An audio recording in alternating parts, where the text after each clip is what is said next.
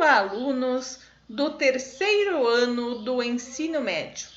Hoje, na disciplina de História, abordarei o tema Estado Novo no Brasil. Sou a professora Divane Bresolim, sendo que abordarei os 15 anos da Era Vargas e as causas que levaram à deposição de Getúlio Vargas. Então, como vocês sabem, o Estado Novo ele se iniciou então em novembro de 1937 e se deu a partir do golpe que aconteceu em nosso país, após a divulgação do Plano Collor.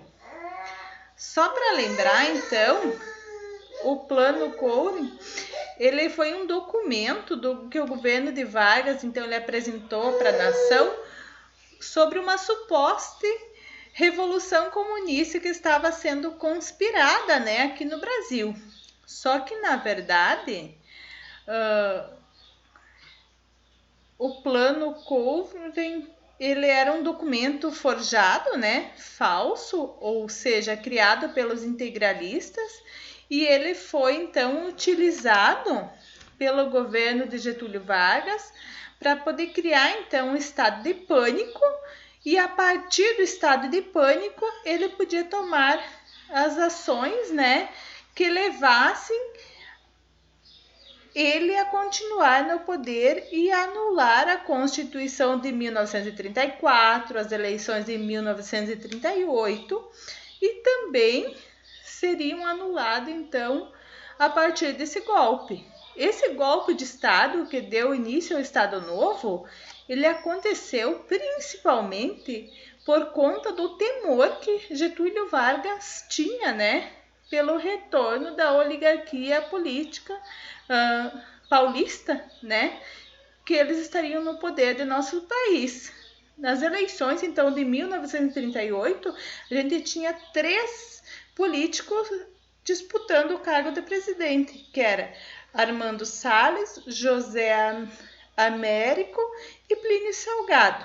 O Armando Salles ele era a grande ameaça, então, no ponto de vista de Getúlio Vargas, porque ele estava nos grupos que representava a oligarquia paulista que controlava, durante ali. Então, durante o golpe, a gente teve o início do Estado Novo, que foi de 1937 a 1945. Nesse período, Getúlio Vargas governou então, de maneira centralizada, com censura, criou uma instância, ou seja, uma propaganda governamental que criava uma imagem positiva do governo a partir do destaque, então, das obras, ou seja, o que foi feito por ele durante esse período. As primeiras medidas tomadas por Getúlio Vargas a partir do golpe do Estado Novo foi o decreto de fechamento do Congresso Nacional.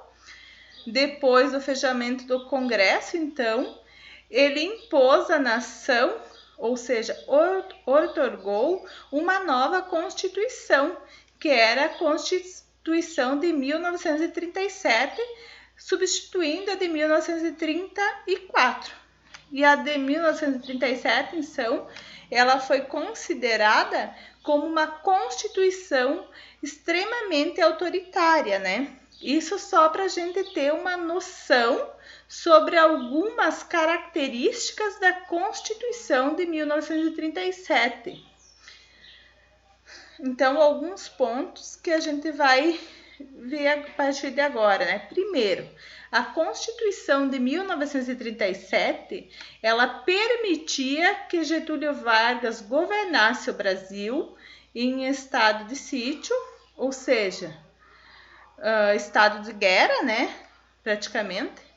Permitia também nomear interventores, ou seja, substituir todas as pessoas que estavam no governo, nos estados brasileiros, e a partir daí, naturalmente, ele substituía por interventores, ou seja, pessoas próximas a eles, né, que apoiavam ele, ou seja, sustentavam, mantinham ele no poder.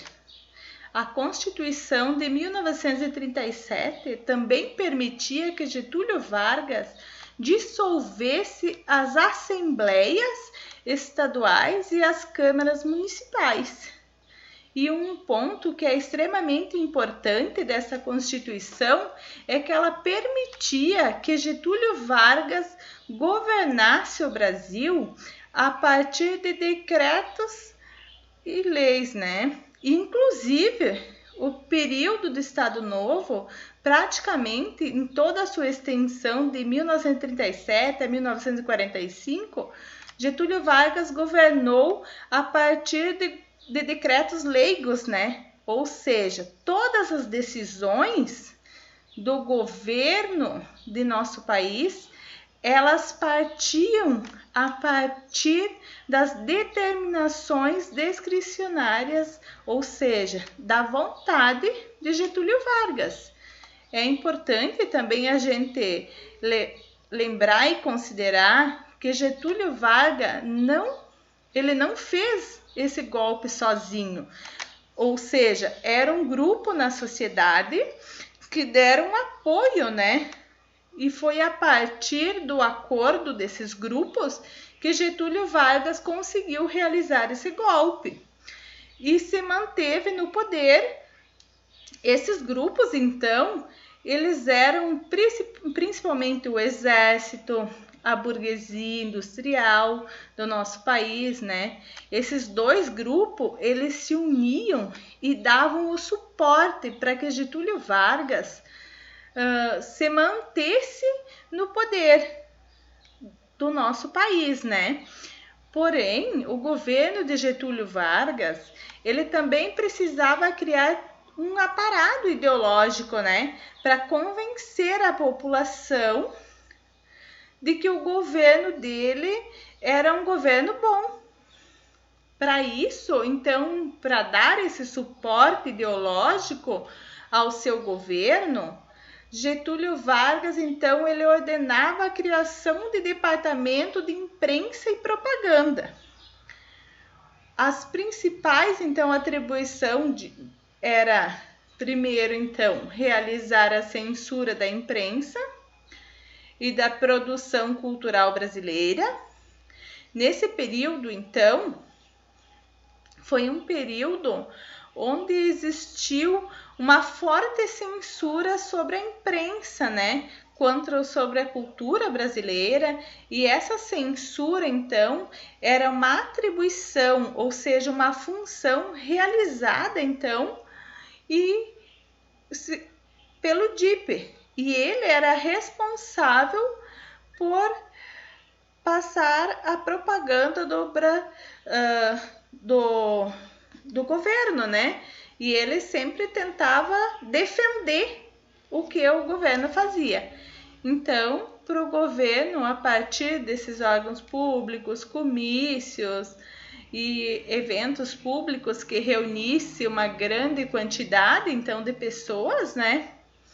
Esses eventos, então, eram realizados pelo DIP e eles se tornavam, então, uma grande propaganda, na verdade, que era realizada pelo governo Getúlio Vargas, né? E o que, então, qual outra atribuição? Era mobilizar artistas para dar o suporte, então, ao governo também. O DIP, então, durante o tempo de atuação, ele soube, então, se utilizar de uma maneira com os meios de comunicação da época, né, para poder popularizar a voz, né, de Getúlio Vargas, ou seja, aproximar, né, criar uma aproximação de Getúlio Vargas com os cidadãos brasileiros, né, e também para deixar as pessoas satisfeitas, né, e na época, então, principalmente os meios de comunicação que mais era o rádio, né? Então, a partir do rádio, ou seja, o rádio foi utilizado de maneira extensa para propagandear, na verdade, as propagandas do governo. E por determinação do DIP, então, foi criado a Hora do Brasil, né? Que era um noticiário que todos os dias, na verdade, em todas as estações de rádio, elas eram obrigadas a transmitir, né? E esse noticiário, ele existe, né, até hoje. Hoje ele é chamado de A Voz do Brasil, né? E além disso, o governo de Getúlio Vargas, ele soube explorar a cultura popular brasileira e realizou na verdade, ele usou a cultura como forma de utilizar ou de expandir, né, a propaganda.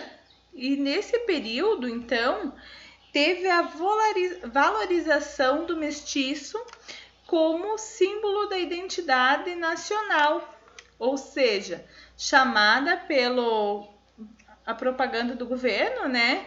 Teve a valorização dos movimentos artísticos, né? Ressaltando então o sentimento do nacionalismo, a valorização do samba nesse período também. Uma série de artistas, né, produziram então e cresceram no meio artístico a partir da produção do samba. Ou seja, a política trabalhista desenvolvida durante o Estado Novo também é um ponto bastante importante que deve ser destacado, pois nesse período os sindicatos passaram a ser controlados diretamente pelo Estado. Ou seja, os sindicatos que não estavam sob o controle do Estado, eles sofriam repressão, perseguição intensa. Além desse controle que o Estado realizava sobre os sindicatos, essa relação entre o trabalhador e o patrão, ele também era ser tutelado pelo Estado. E o objetivo do Estado, nesse sentido, era de reduzir, ou seja, amenizar os conflitos existentes entre a classe trabalhadora e a classe dos patrões, na verdade, né? E também Getúlio Vargas, nesse período, ele, a partir da propaganda e algumas ações que ele fez, ele criou uma série de ações que popularizava, na verdade, a imagem dele como protetor dos trabalhadores, ou seja, protetor dos pobres. Nesse sentido, então, durante o Estado Novo, foi criado, então, a Justiça do Trabalho, que foi criado justamente com o objetivo de realizar essa tutela, então, ou seja, uma relação do patrão com o trabalhador. Em 1940, então, foi instituído pelo governo Getúlio Vargas o salário mínimo, que na época o salário mínimo tinha um poder aquisitivo considerável, que a partir de então ele foi se perdendo, né, o seu valor. E uma das principais ações, então, no âmbito trabalhista do governo Getúlio Vargas foi a consolidação das leis do trabalho, que foi instituída em 1943 e instituiu, então, uma série de direitos para os trabalhadores que, inclusive, existe até hoje, né? Na política externa, então, cabe a gente ressaltar, então, alguns pontos. Ou seja, essa questão não vamos entrar muito em detalhe, né? Mas só para a gente ficar a par, então, nessa questão das relações diplomáticas do Brasil, principalmente com os países que estavam envolvidos na Segunda Guerra, o Brasil, então, ele manteve uma política externa aberta para todos os países, até mais ou menos 1941, 1942. Então, o Brasil ele mantinha relação diplomática com os Estados Unidos, com os países aliados, né? Assim como ele mantinha relações, então, com a Alemanha nazista e com a Itália fascista. Essa postura, então, realizada pelo governo Getúlio Vargas, visava garantir melhores acordos entre ambos, independente com quem esse acordo econômico fosse realizado. No entanto, a entrada dos Estados Unidos na guerra, que aconteceu em dezembro de 1941, de certa forma, forçou então o país a tomar um lado na guerra.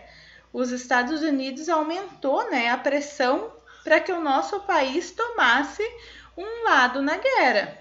E precisamos lembrar, então, que entre as elites políticas, entre os militares brasileiros, existia aqueles que simpatizavam com os aliados, assim como tinha aqueles que simpatizavam com os nazistas e com os fascistas, né? Então, o Brasil escolheu ficar do lado dos aliados. No começo de 1942, ele rompe relações diplomáticas com as nações e se posicionou, então, do lado dos aliados, gerando, então, uma resposta para a Alemanha. E em agosto de 1942, embarcações brasileiras foram atacadas, então, pelos alemães, fazendo com que o Brasil declarasse guerra para a Alemanha e para os países do eixo. Essa aproximação, então, do Brasil com os Estados Unidos aconteceu principalmente por causa da política da boa vizinhança, em que os Estados Unidos, então, eles realizavam investimentos na economia dos países da América Latina e tentava, então, criar uma aproximação cultural com esses países. E depois que o Brasil, então, foi atacado pelas embarcações alemãs, o país declarou guerra, então, e o Brasil, depois disso, ele criou a Força Expedicionária Brasileira e colocando aproximadamente 25 mil soldados, eles foram enviados, então, para a região norte da Itália para poder lutar, então, na reconquista daquele país. E então eles lutaram principalmente contra as tropas alemãs, né? A participação então do Brasil na Segunda Guerra, que aconteceu de maneira efetiva a partir de 1944, gerou um esgotamento no Estado Novo, né?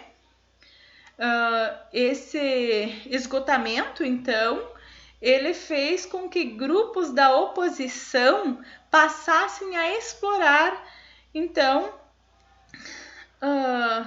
e o Brasil também tinha enviado 25 mil soldados, né, para a Europa para lutar contra regimes totalitários, ou seja, autoritários.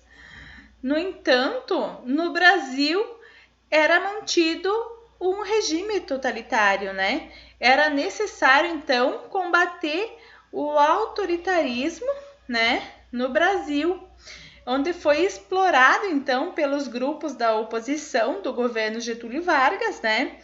E esses grupos da oposição, então, eles se consolidaram principalmente a partir de 1943. E a partir desse período, os historiadores eles começaram a identificar uma alteração na estratégia política, né, de Getúlio Vargas. Getúlio Vargas, nesse período, ele começou a alinhar as estratégias políticas como política de massa, ou seja, voltada para os trabalhadores, ou para a camada mais pobre, né, para as pessoas pobres.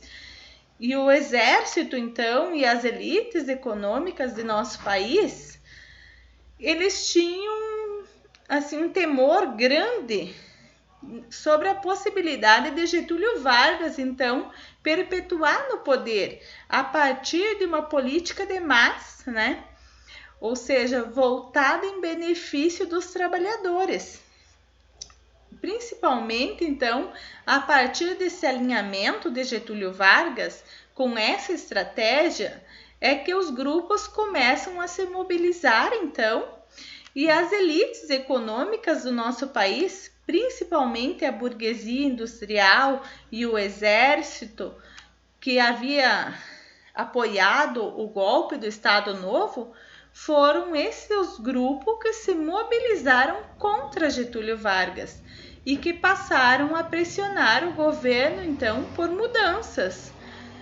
O crescimento da pressão sobre o governo de Getúlio Vargas fez com que ele tomasse algumas medidas, então, né, que tinha como objetivo, então, arrefecer, ou seja, diminuir a pressão realizada sobre ele. E no começo de 1945, Getúlio Vargas, ele deu anistia a todos os... E a partir dali, então, quem estava na prisão, ele acabou largando, né? E também ele permitiu a criação de partidos políticos e foi a primeira vez, desde 1937, que os partidos políticos foram permitidos a atuar no nosso país, ou seja, os três principais partidos que surgiram nesse período foi o PSB, o PTB, né? E Getúlio Vargas também, ele convocou eleições para serem realizadas em 1945. No entanto, a pressão continuou cada vez mais forte, né? Exatamente porque os grupos de oposição se tornaram, então, forças anti-getulistas, então, foram muito influentes na política brasileira e eles temiam que Getúlio Vargas realizasse algum forjamento político, né, para que ele continuasse no poder. Então, esses grupos continuaram pressionando, né, e essa pressão sobre Getúlio Vargas, então, ou seja, fez com que a população reagisse de maneira espontânea, né, que daí surge alguns movimentos, né, movimentos populares, onde a população, então, exigia a permanência ou a continuidade de Getúlio Vargas. E também esse movimento, quando ele surgiu, Getúlio Vargas explora, né?